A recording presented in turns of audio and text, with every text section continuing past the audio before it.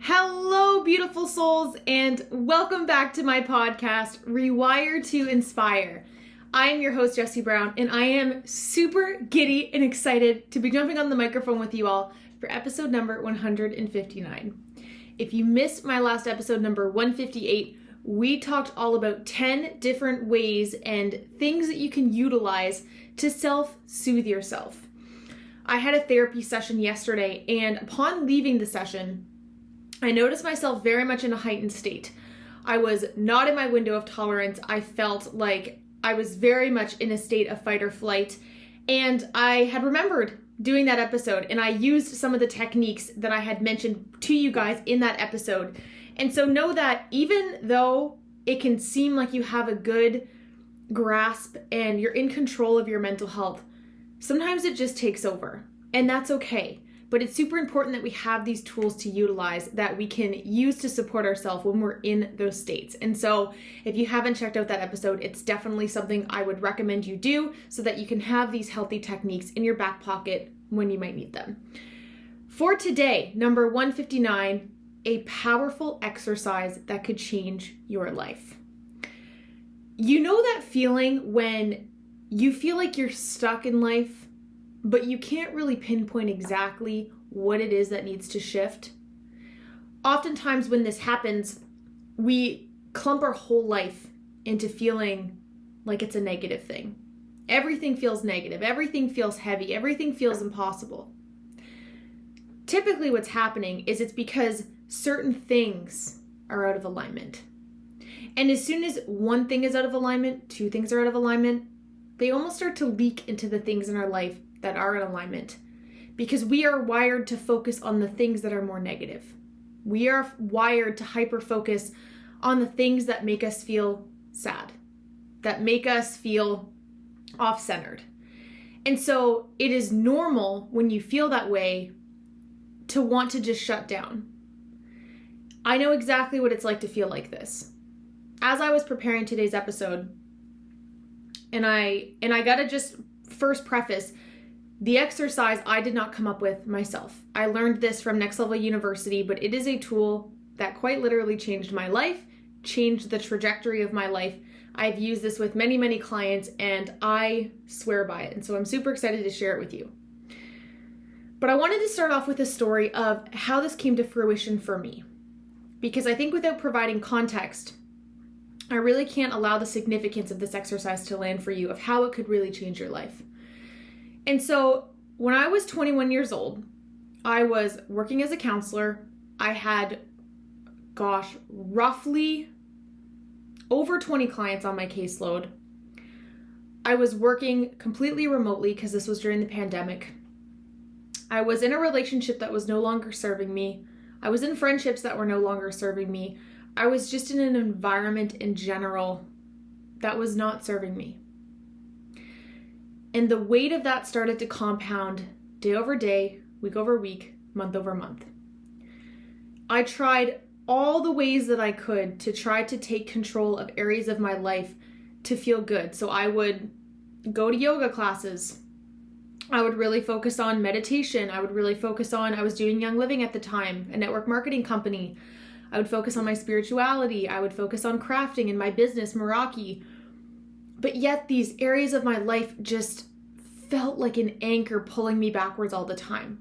It was like I would take one step forward, two steps backwards. And that's because as much as I was trying to clean up my life, I was still in an environment, sorry, there's a hair on my face if you're watching video. I was still in an environment that was toxic.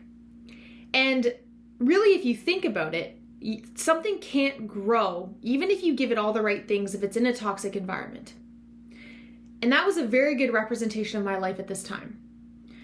And so at this time, I had decided one of the things I wanted to do in my control was to do group coaching with Next Level University. I've talked about it numerous times on this podcast on how it really kickstarted so many phenomenal things in my life.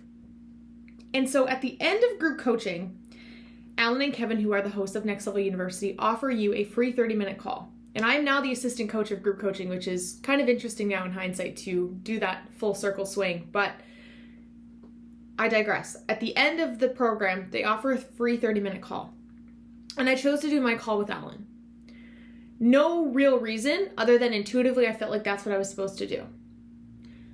And I jumped on this call with Alan, and it is still to this day one of the calls and stories that he shares with clients all the time because of how much it impacted my life.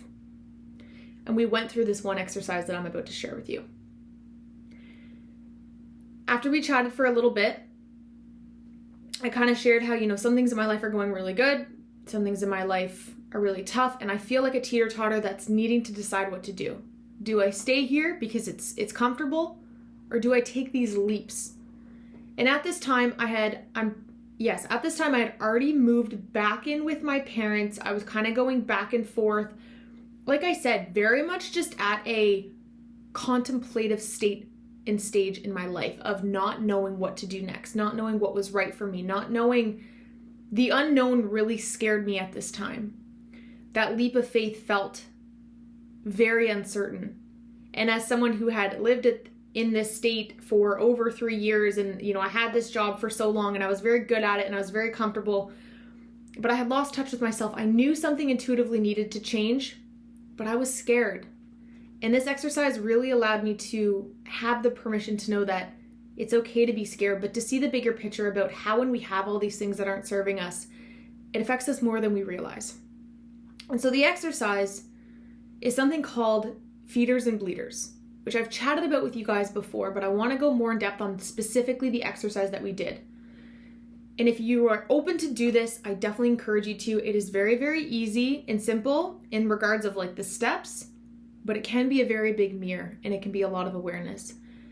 And so what we did is he pulled up a whiteboard virtually and he wrote my name in the middle with a circle around it.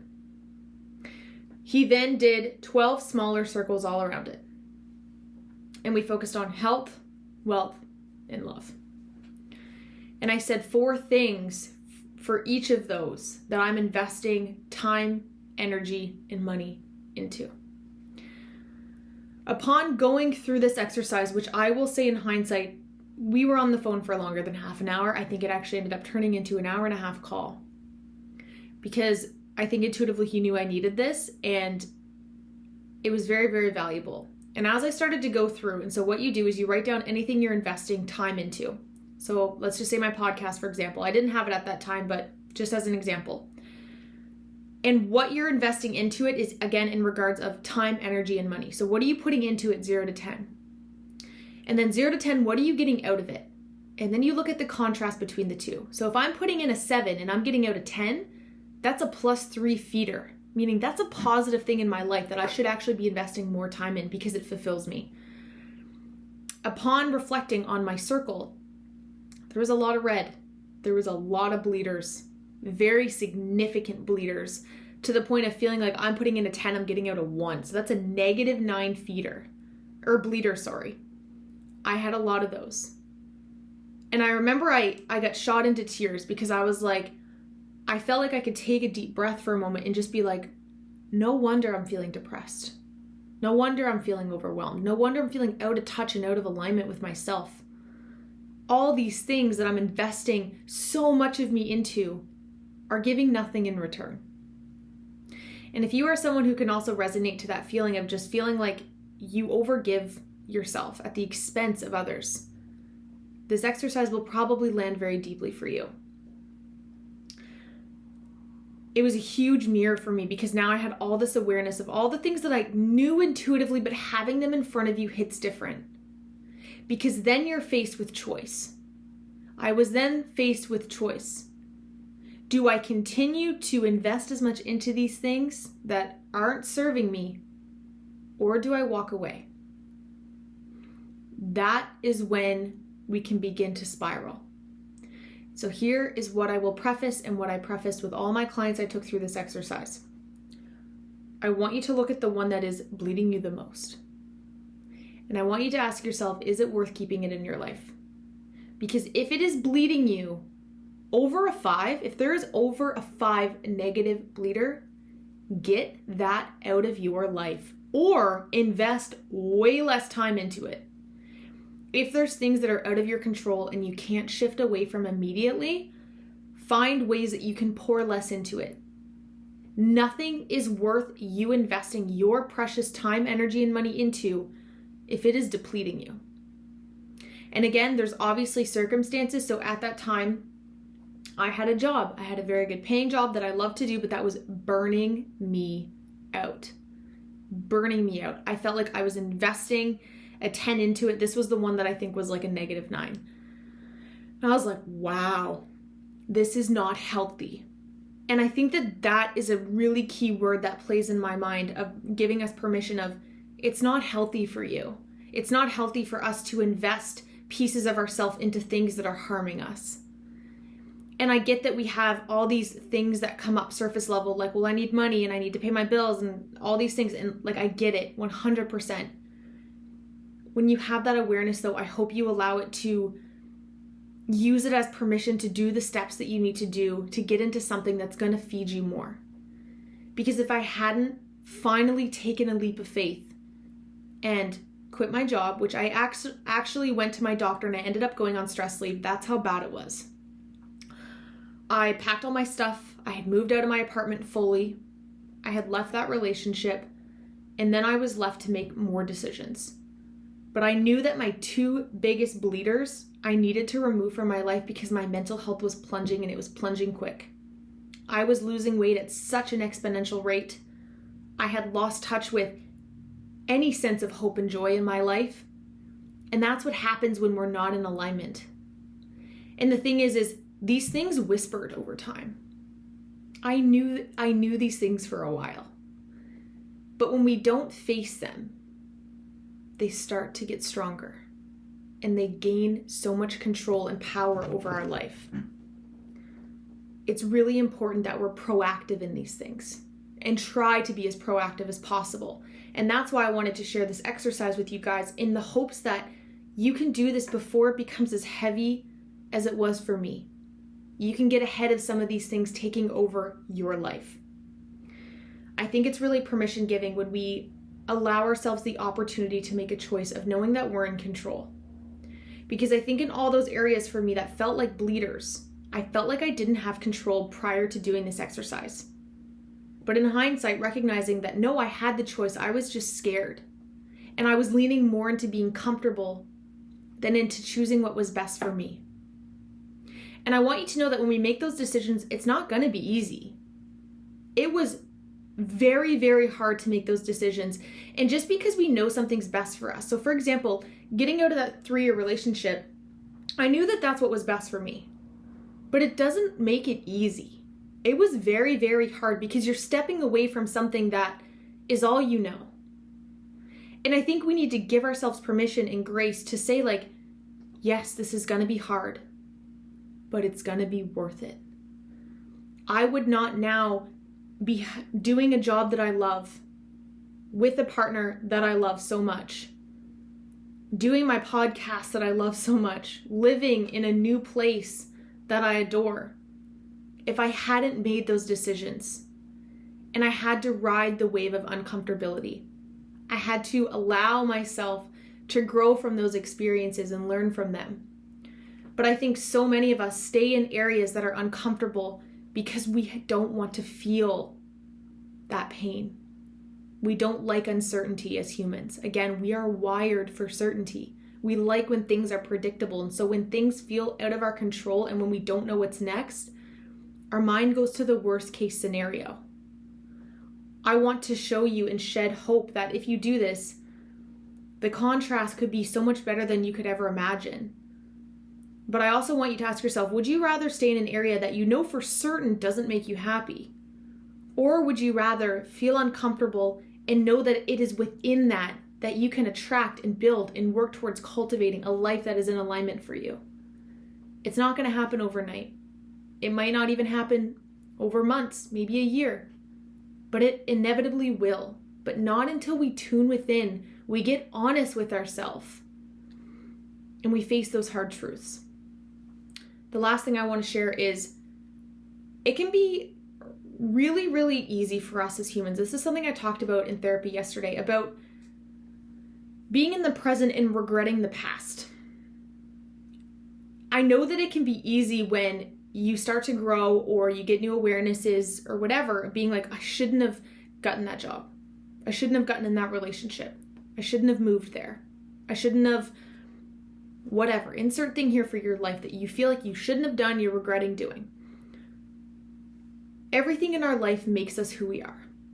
It is a part of our story. It is a part of our journey. And we can spend our whole life regretting things and wishing that we didn't do them. But that was what was best for you at that time.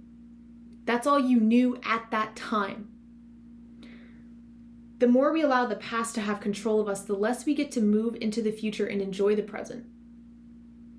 I spent so much time regretting relationships, regretting decisions, regretting, and it's like, hey, it shaped you into who you are. It is within all of those that you've learned lessons that have built you into the person and the character that you are. The mission that I'm on now only aspired because of instances and experiences and traumas that I've had in the past. By sitting in regret, we don't allow ourselves to just learn from those experiences. Yes, I know that we can have shitty things in the past that we wish we didn't have had to gone through. And I'm sorry for anything that you've had to go through that you feel that way about. But don't allow it to hold you back from a future that could be so bright. I've shared this before, and I think it's one of the most beautiful perspectives we can give ourselves. Your future is spotless. Your future has not been touched yet. It is not until we allow it to be free and to view it that way that we can walk into our future with a clean slate. And so I encourage you to do this exercise.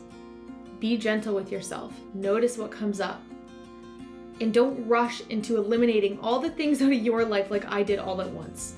Because in hindsight now, yes, I wish I would have just done one at a time, because I am also someone who goes 0 to 100. When I notice all the things that are not working, I'm like, okay, cool, gone, bye. Process it. Think about it. Sit with yourself. Be gentle with yourself. But know that the only way that you can get to that version of yourself that you so deeply aspire to, because we all have that within us. I don't care who you are. There's always a part of us that, even if we're not consciously thinking about it, knows that we're capable of more than we're doing in the moment. Knows that we're worthy of maybe more than what we're giving ourselves credit for. And so do this exercise, notice what surfaces, and start with the one that is bleeding you the most. And know that if it is bleeding you, it is not worth your time, your energy, or your money.